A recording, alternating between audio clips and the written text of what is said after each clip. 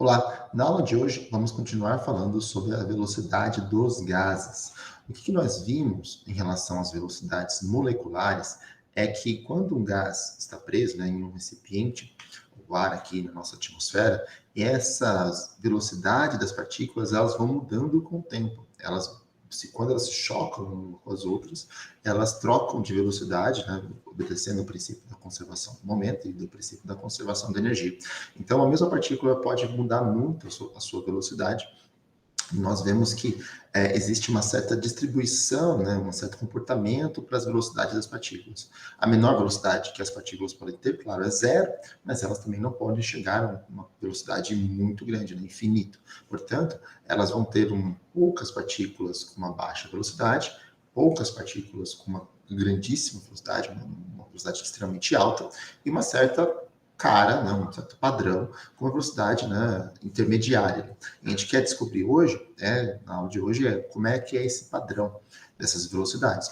O que a gente viu, que nós vimos até agora, é que a velocidade quadrática média, o VQM, que na verdade é a raiz da média da velocidade ao quadrado, quando a gente resolveu a teoria da pressão, utilizando a teoria cinética dos gases, nós encontramos que essa velocidade é a raiz de 3P da pressão dividido pela densidade do gás.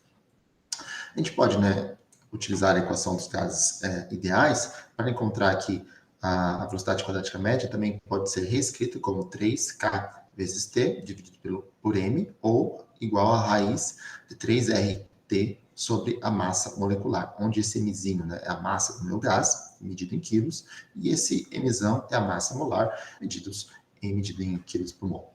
Então, o que eu quero responder com vocês na aula de hoje, nesta parte da aula, é qual que é a distribuição de velocidades desse meu gás, ou seja, quantas partículas do meu gás vão ter, sei lá, velocidade 100 metros por segundo, quantos vão ter 200, quantos vão ter 300, quantos vão ter 1000 metros por segundo. Então, a ideia da aula de hoje é descobrir como é que é essa distribuição de velocidades. Já partindo do ponto que vocês sabem que nós vamos ter uma certa quantidade de partículas com poucas velocidades e uma certa quantidade de partículas com uma velocidade muito grande, mas essa quantidade é pequena, e aí você vai ter que aumentar até o valor máximo e depois diminuir.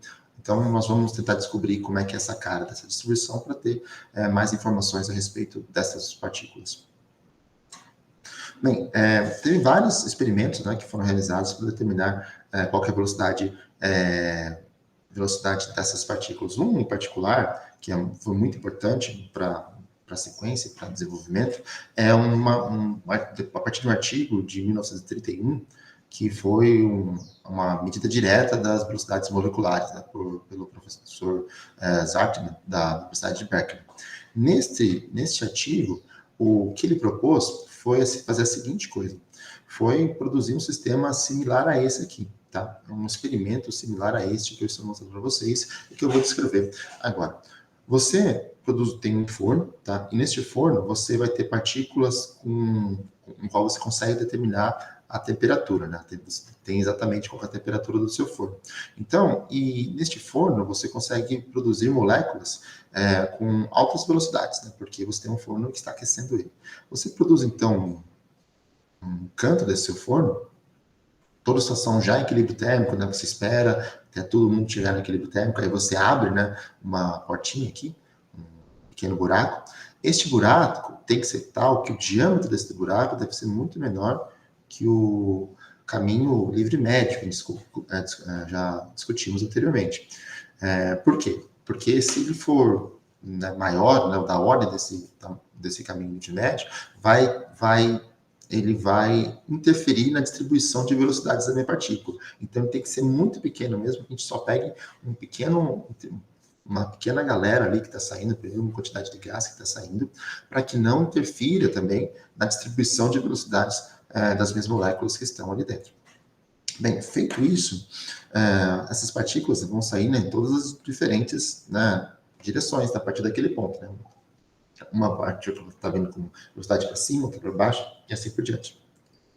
E aí, o que a gente tem que fazer?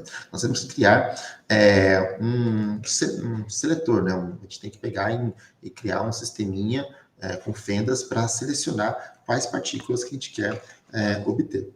Você faz tudo isso numa câmara a vácuo, para que outras partículas não atrapalhem, né, essas partículas do meu interesse, as moléculas do meu interesse. E aqui que está o grande sistema, né, que foi utilizado para determinar diretamente esta velocidade. Você vê, então, que nós temos um seletor de velocidade, são discos giratórios. Esses discos têm uma pequena vazãozinha em cada um deles, uma pequena ranhurazinha em cada um deles. Então, veja aqui. Essas ranhuras estão separadas, né, em ângulo, por um determinado ângulo θ, muito pequenininho, que vocês estão vendo aqui também. O que acontece? Quando tem essas partículas aqui e elas passam, né, exatamente no momento que este seletor está nessa posição, eu vou ter o quê? Eu vou ter uma quantidade de partículas que vai passar por ali, certo? Vai ter uma quantidade de moléculas que vão passar por ali. Só que essa quantidade de moléculas tem algumas com velocidade pequena, outras com velocidade muito grandes, outras com uma outra determinada velocidade, tá? Vai ter uma certa distribuição de velocidades desta partícula. Então, o que acontece agora? Agora essas partículas estão indo reto, né? Porque eu já selecionei somente aquelas que vão reto, elas estão indo reto nessa outra direção. O que acontece? Agora, elas vão ter que passar por este outro seletor aqui, no qual, e depois a gente vai medir com o detector. Só que quais partículas vão passar por esse seletor? Bem, se ela estiver indo muito lento, né, com uma velocidade muito pequena, ela vai demorar demais para chegar naquele ponto e vai bater aqui, por exemplo. E aí não vai passar por esse nosso seletor. Se ela estiver indo muito rápida, igual essa daqui, ela vai chegar muito antes do meu ponto aqui. E, portanto, também não vai ser barrada por esse nosso seletor. Somente aquelas partículas com velocidade exata, né, que eu preciso, elas vão passar e, consequentemente, vão ser detectadas no nosso detector. Quais serão essas velocidades? Bem, veja, serão aquelas velocidades de tal partícula que vão percorrer esse caminho num tempo t, que é exatamente o mesmo tempo que esse meu disco gira deste ângulo aqui. Portanto, este disco vai girar em um certo ângulo determinado por ωt, e ela vai percorrer uma distância x igual a um vt. V é a velocidade das partículas. Ômega é o quanto que eu vou girar este meu seletor utilizando um motor. Θ é o ângulo pré-definido. Então, x e θ eu não consigo modificar, né? A única coisa igual nesses meus sistemas aqui é o tempo. Portanto, θ dividido por ômega será igual a x dividido por v. Portanto, eu consigo determinar qual que é a velocidade fazendo esta relaçãozinha aqui. Tá? A velocidade vai ser igual a x sobre θ, onde x é uma distância já pré-definida, né, colocada ali. Θ também é um ângulo já né, não vai mudar, vai ser sempre aquele meu ângulo lá.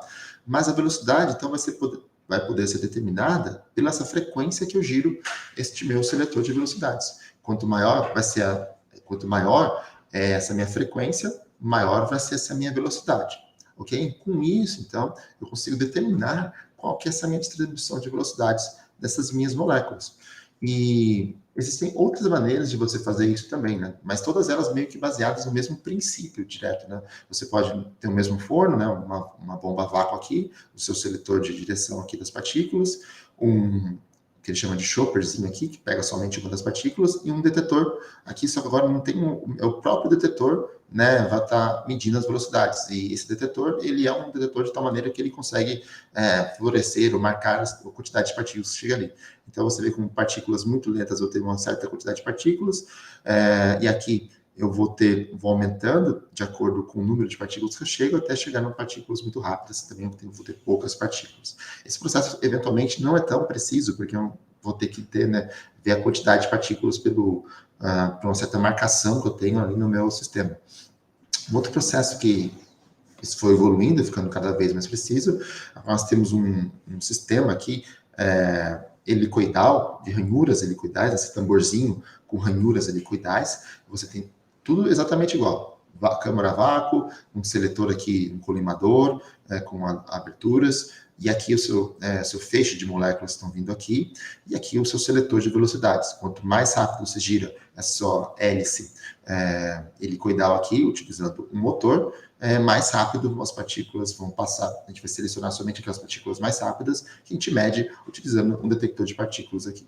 Nota que isso pode ser feito para qualquer tipo de partícula, não necessariamente precisa ser os nossos gases, né? Pode ser partículas eletrizadas, pode ser outros tipos de partícula. E, portanto, eu vou deixar um link para esse site, tá? Inclusive tem um videozinho com esse sisteminha, uma animação desse sistema. Então, o que a gente vai obter no final? A gente vai uma certa distribuição de velocidades, tá? A gente consegue fazer isso experimentalmente e obter essa distribuição de velocidades. E a gente vai chamar essa distribuição de velocidades de um f de v, tá? Uma função dessas minhas velocidades aqui. O que eu vou obter, né, nessa função de distribuição? Eu vou obter um certo dn. Quem que é dn? É um número de moléculas, né, com velocidades entre v e v mais dv. Quem que é v? V vai ser determinado por pela essa minha função aqui. Então, este v é o que vai determinar essa minha velocidade, esse número de moléculas que tem essas velocidades entre v e v mais dv. O dv está colocado aqui, aquele é um certo intervalo de velocidades dessas minhas partículas. E n, quem que é n? N vai ser o número total, tá bom? O número total de partículas que eu vou ter do lado de lá.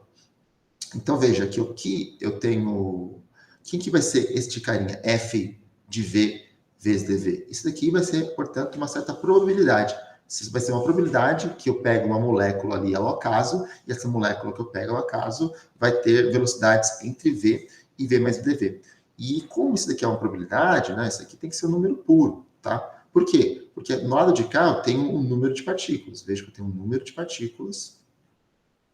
E o do lado de cá eu já tenho uma coisa que também me diz em relação ao número de partículas. Esse N é o número de partículas total que eu tenho no meu gás ali. Portanto, esse F de V vezes o dV tem que ser nada mais nada menos do que a minha probabilidade que eu pego uma molécula aleatória e ela vai ter esta velocidade entre V e V mais dV. E, portanto, este F de V aqui também tem um caráter de probabilidade, mas uma probabilidade por unidade de intervalo de velocidade. E, portanto, como a probabilidade é um número puro, né, um número adimensional, né, essa minha probabilidade por unidade de intervalo de velocidade vai ter que ter unidade de segundo inverso da velocidade, portanto, segundo por metro. Okay? E aí, né, é o básico para a gente entender qual que é o número de partículas que eu tenho ali por intervalo de V e V mais dV. O que a gente pode fazer, então, agora é pegar e construir essa curva experimentalmente, ver qual que é o resultado que a gente obtém. Então, aqui eu vou mostrar para vocês curvas dessa função de distribuição de velocidades para várias temperaturas diferentes. Tá? Então, na verdade, você faz, por exemplo, para uma única temperatura, né? Então, você vai obtendo uma partícula aqui, isso aqui é a velocidade, aqui é o número de partículas, né? A sua probabilidade, né? Em função da sua intervalo de velocidades, e você obtém um valorzinho aqui, depois você obtém outro valor, você obtém um valor, obtém outro valor, obtém um valor aqui, depois esse número começa a diminuir e você vai tendo esta distribuição que você, portanto, faz uma curva, né? Você liga os pontos e faz uma curva, e é esta curva que eu estou demonstrando para vocês. E você faz isso para outras temperaturas também.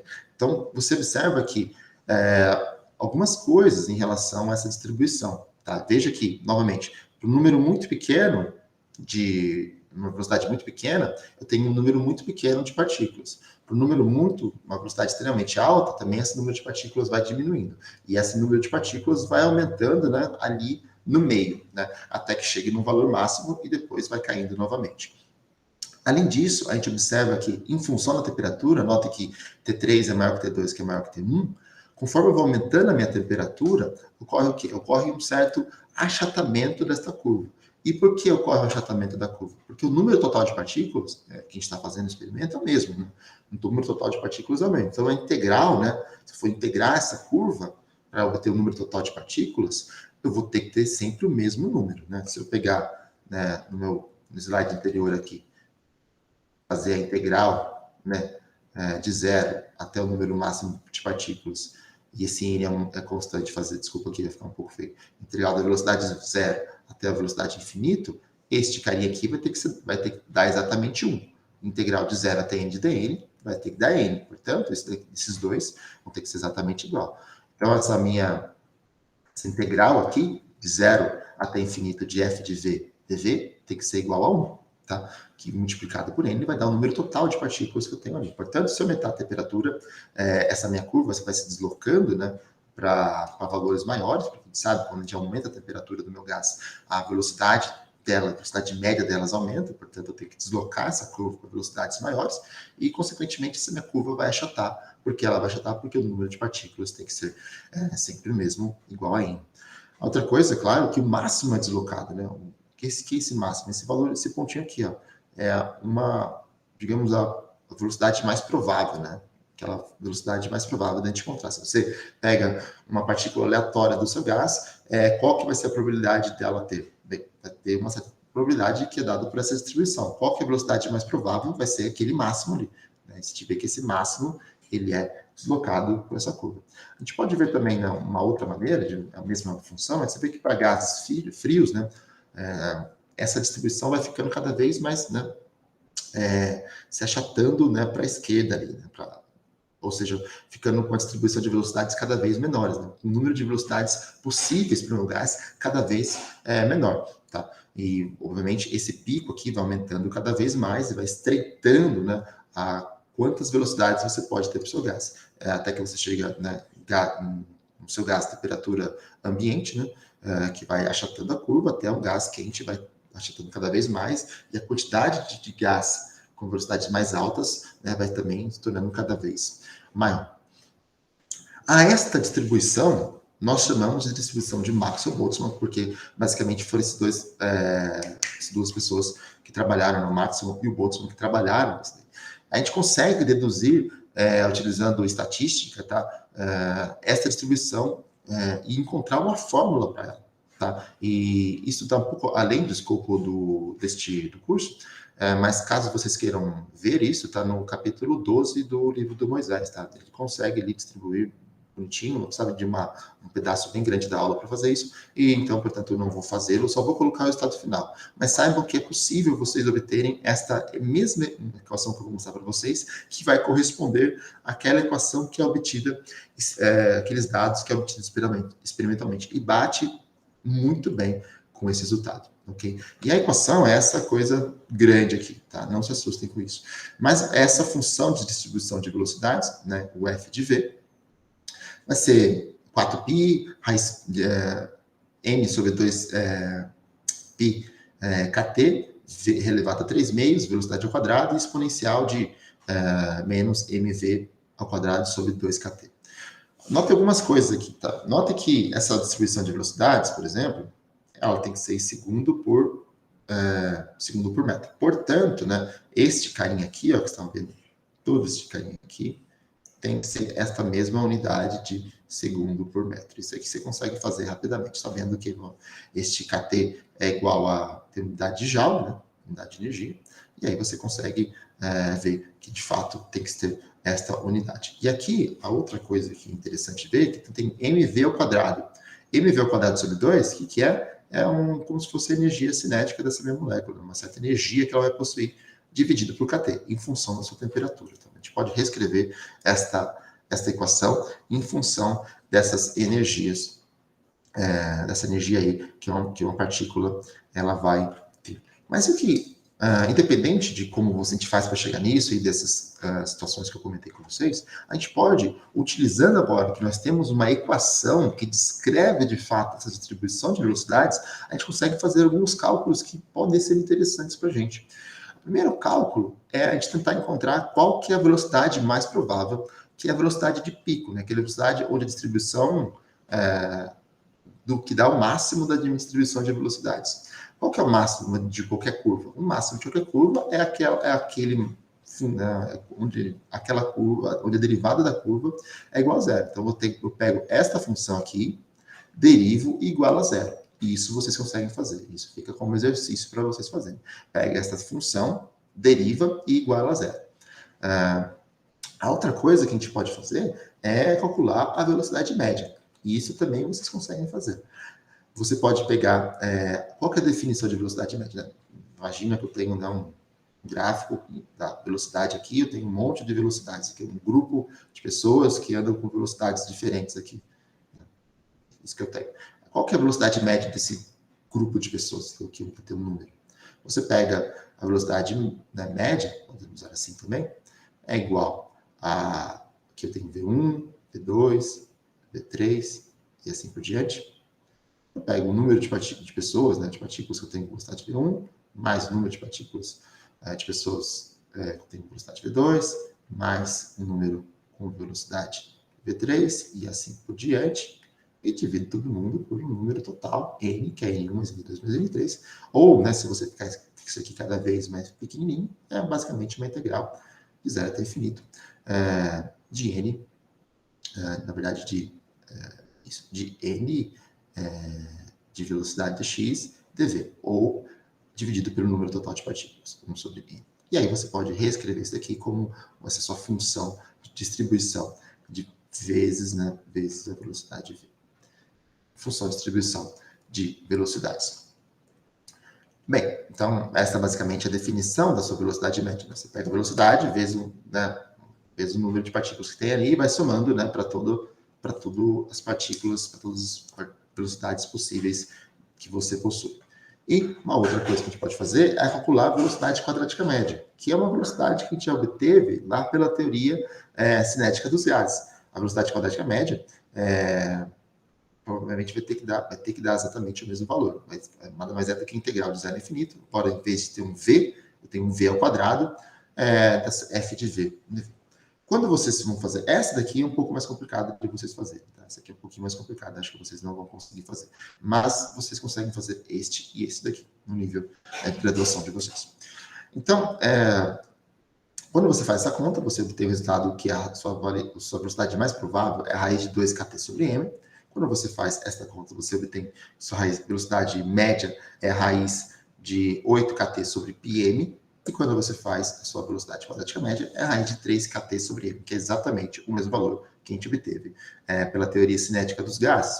Notem que esses caras aqui veja que são valores diferentes, tá? Velocidade de pico, velocidade média e velocidade quadrática média fornecem valores diferentes. Mas notem que esse aqui eu tenho raiz de 2, aqui eu tenho raiz de 8 sobre π, o resto é sempre multiplicado por raiz de kt sobre m, tá? Então, todos eles eu tenho esse termo em comum, tá? Então, obviamente, porque eu tenho que ter, né, a mesma unidade, né? Todos têm a unidade de metro por segundo. Então, se eu pegar, veja que eu tenho raiz de 2, raiz de 8 sobre π. Bem, 8 é quase 9 e π é quase 3, então vai dar 9 sobre 3, que é 3, é um pouquinho maior, deve ser provavelmente um pouquinho maior do que 2, tá? E esse aqui eu tenho raiz de 3, então, que é maior do que 2 também. Maior que raiz de 2. Então, portanto, se eu pegar esse aqui e colocar no meu gráfico da distribuição de Maxwell-Boltzmann, eu vou ter o quê? Eu vou ter que a velocidade mais provável é essa daqui, que vai dar exatamente onde a derivada é igual a zero. A velocidade média, que é V barrinha aqui, é raiz de 8RT sobre πm, né? Que é 8KT sobre π massa, dessa massa do meu gás. Né? E esse outro aqui vai ser a velocidade quadrática média, que é room square room medium square, que é a velocidade quadrática média, root é medium square, que é a velocidade quadrática média, tá aqui, root mean square, e ver que a velocidade é um pouquinho maior. Então, estas vão ser as velocidades, os pontos das minhas velocidades em função desta minha curva.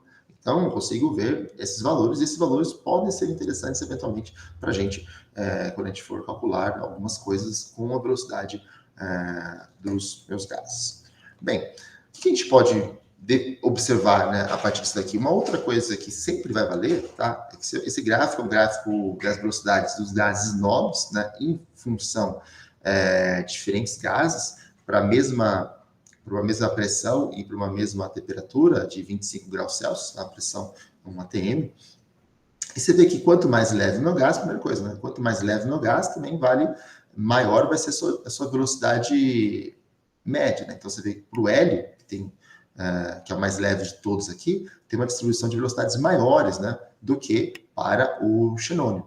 Tá? O xenônio aqui tem uma distribuição de velocidades da ordem de 250, né, velocidade de pico ali mais provável, 250 metros por segundo, enquanto a velocidade de pico aqui do hélio é 1.100 metros por segundo. Então, você vê que isso já é diferente, isso depende, portanto, da massa do meu gás, tá? E a gente consegue também, já com todos esses resultados que a gente obteve, conseguir explicar algumas coisas que acontecem na física. Por exemplo, quando você pega a xícara, na sua xícara do seu café, essa mesma distribuição de velocidades é muito parecida com a distribuição de velocidade de líquidos, ou seja, a distribuição de velocidade de líquidos também varia com a temperatura, mais ou menos como a distribuição de velocidades que a gente viu de Maxwell Boltz. Não é exatamente igual, mas é mais ou menos igual. Tem poucas partículas com baixa velocidade, tem poucas partículas com grande velocidade, né? Tem aquela quantidade de partículas ali do meu líquido com a velocidade, né, daquela forma, né, média, com valor médio. Portanto, a gente consegue explicar quais são as partículas que vão evaporar, virar vapor, né? Não vão ser qualquer partícula que está no líquido, vão ser somente aquelas partículas que vão ter energia suficiente para evaporar, né? Energia suficiente para fazer a transição do líquido para o vapor de água. Então, essa vaporzinho de água que você vê do seu cafezinho, do seu café, nada mais é do que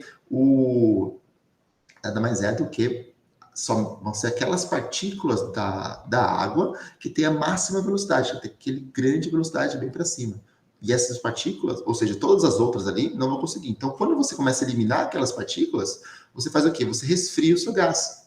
O seu gás começa a resfriar, né, rapidamente. Então, o que acontece? Quando essas partículas vão evaporando, você vai perdendo, né, aquelas partículas. Então, sua temperatura do seu gás, ela começa do seu café, ele começa a diminuir, porque você começa a perder aquelas partículas que têm alta velocidade, né? Além, obviamente, de trocar calor aqui por condução com o ambiente.